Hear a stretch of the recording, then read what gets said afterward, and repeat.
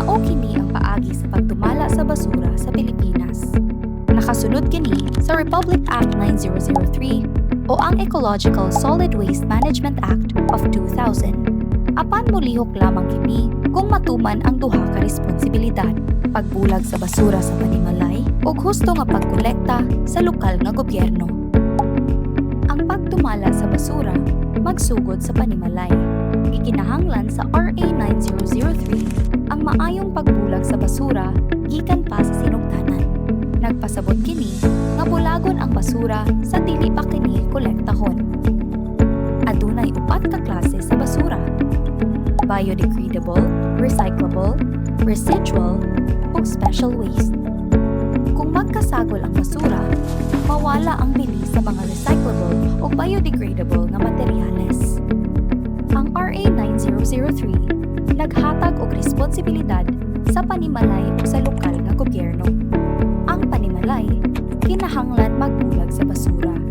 Ang barangay kinahanglan adunay Materials Recovery Facility o MRF.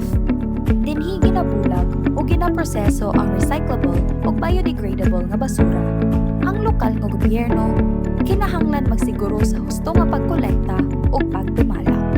Kung matuman ang matag papel, maminusan ang basura. Apan epektibo lamang ang segregasyon kung lahi usab ang pagkolekta. Kung gibulag sa panimalay, apan gisagol sa truck ang basura, mawa ang bili sa pagbulag. O kung lahi ang koleksyon, pero sagol ang basura sa panimalay, lisod ang pagproseso. Sa duha ka sitwasyon, mas daghan gihapon ang mapaingon sa landfill. Kung magbulag og husto sa panimalay, o kung lahi ang pagkolekta o pagtumala sa lokal nga gobyerno, mulihok ang sistema. Ang biodegradable, mahimong himuong compost. Ang recyclable, mahimong mabawi. Maminusan ang residual nga basura. Makatabang kini sa mas limpyo o mas andam nga komunidad, batok sa baha. Ang RA 9003, usa ka hiniusa nga responsibilidad.